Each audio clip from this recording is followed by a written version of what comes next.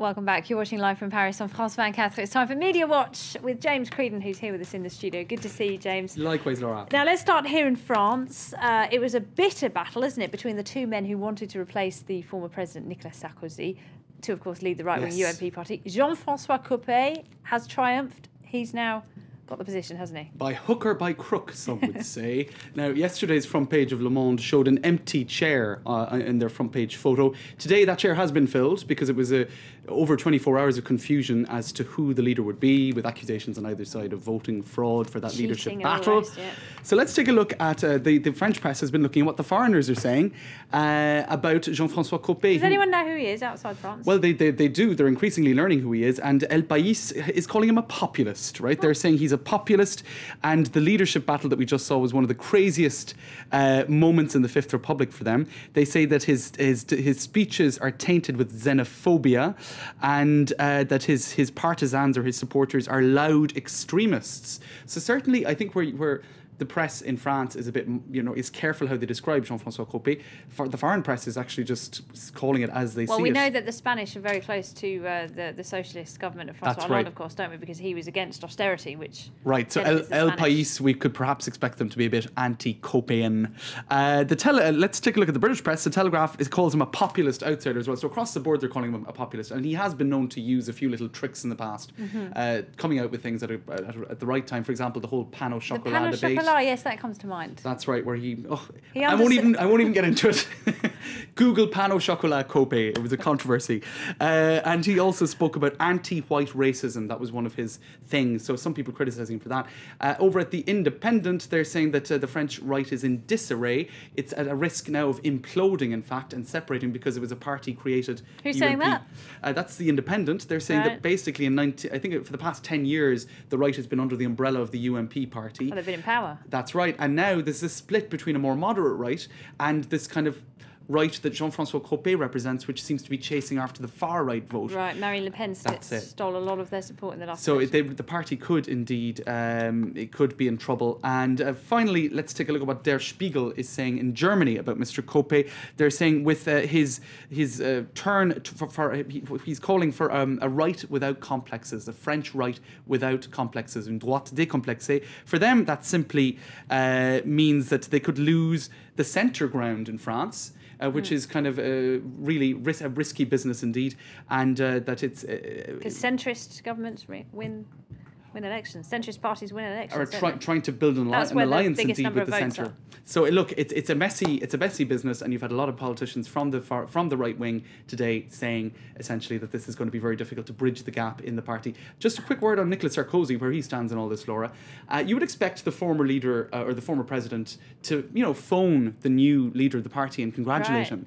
And Jean-François Copé was questioned about this last night on television. Oh, did you, have you heard from Nicolas Sarkozy yet?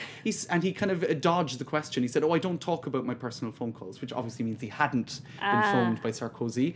Because they were quite close allies, were they not? They were indeed.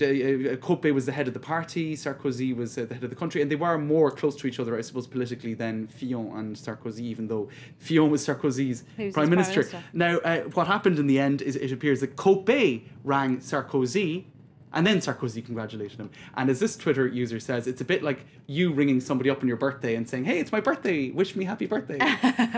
So it's not the way things should work. Dear. And a lot of people are pointing out that Sarkozy may, perhaps subconsciously or even in a very Machiavellian way, prepared this fiasco, which would allow him to return in 2017 as looking the all savior. pristine and above it all. That's it.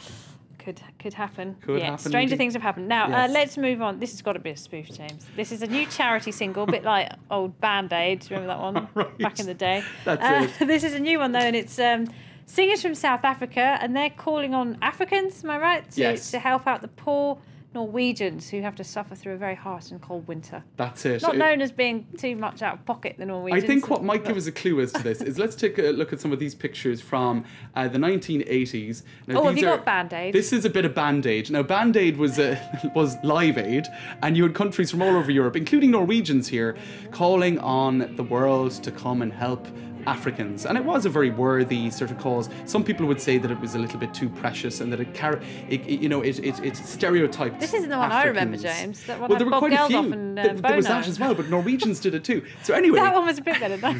Now, what happened was you had a Norwegian aid group who do aid in Africa, and they're trying to avoid the stereotypes. Let's roll a clip of what they organised, showing Africans supporting those poor Norwegians in wintertime. Norwegians. In Norway, kids are freezing. It's time for us to care. This heat's enough for Norway. If Africans would share. Just enemies us all the way. Ready to Norway.